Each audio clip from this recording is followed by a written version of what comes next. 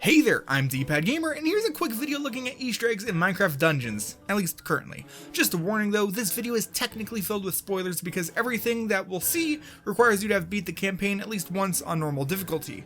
So, after battling your way through the game's initial 9 levels, thwarting the Arch-Illager in the process, you gain access to Adventure Mode. This raises the item level cap to 60, introducing a few new items, enchantments, and enemies. It also unlocks a number of neat secrets. First off, heading to the southeast of your camp's mission table, a new bounce pad will take you across the gap to a small clearing with a broken nether portal. As of right now, this is just decoration, but who knows, maybe this will be important in the future. For now, we'll want to head through the forest to the west until we come upon this cathedral. Inside, the walls are covered with portraits of various peoples, I think developers, because, oh look, there's Jeb. Neato. One that stands out is this of a dog. Once interacted with, the portrait will show you one of 9 hints at random. This is a clue for where we need to go to find the runes displayed in the following room.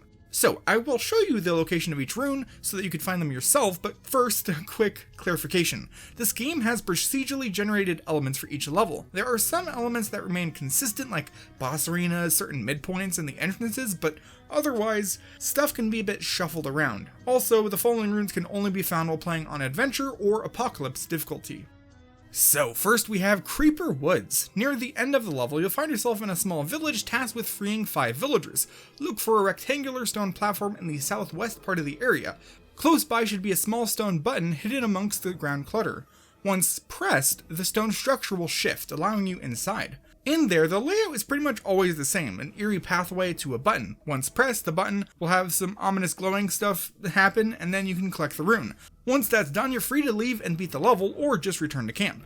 The rune in Soggy Swamp is always at the end, after defeating the Cauldron boss. There should be an overgrown stone structure with a small button near its base. Once pressed, the wall will shift to let you inside for the second rune.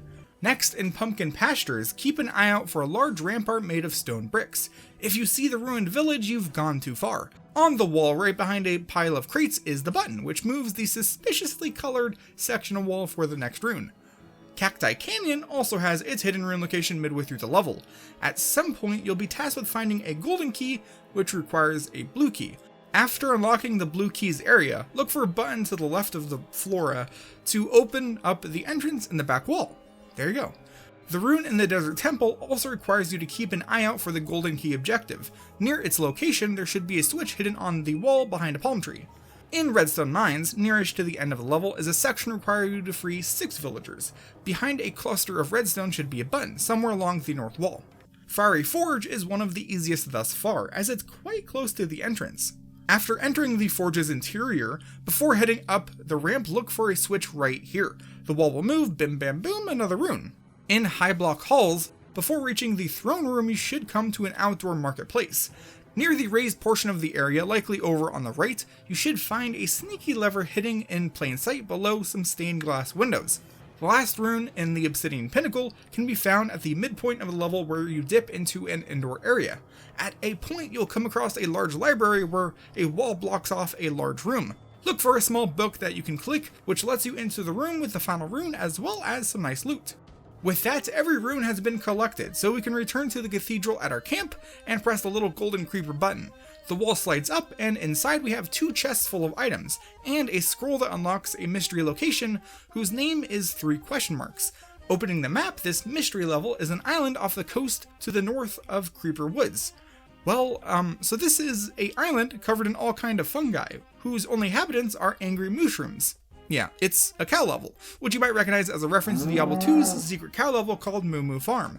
Mushroom Island is pretty good for farming experience and items, as the cows are your only opponent, and all they could really do is swarm you, though don't think they're not dangerous, because there is in fact strength in numbers. At the end, there is always a fight against a massive mushroom monstrosity. It only has a few attacks, but its massive health pool will be pretty difficult to take on your own, so keep that in mind if you aim to finish the level. That said, the Cow Island isn't the game's only unlockable level.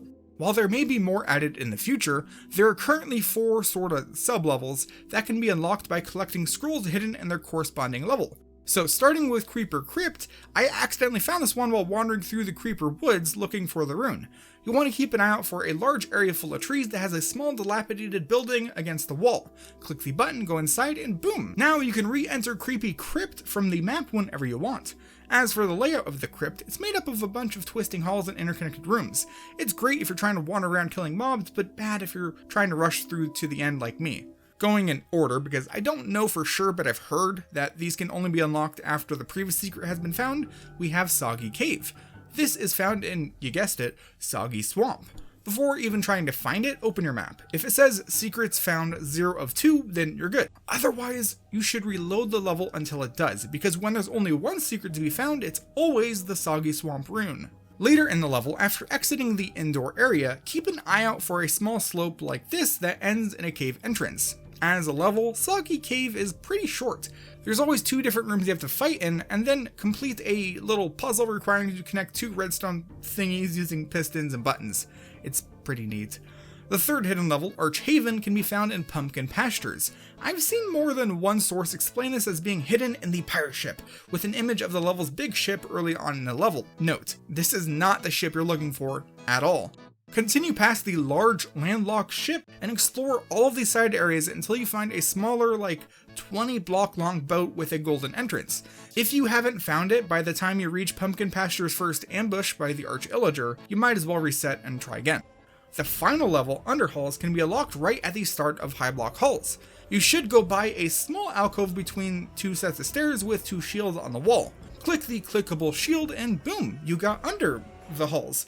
This level is basically a huge confusing mass of turns and dead ends. Even with the map, it's a bit tedious to navigate. Still, that's the 4th secret level, and I think we've pretty much covered all of the Easter eggs that the game currently has, so I think we're going to end things here.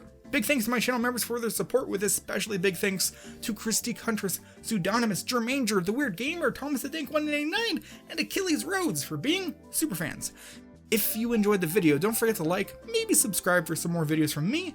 That's it for this one. I will see you in the next one.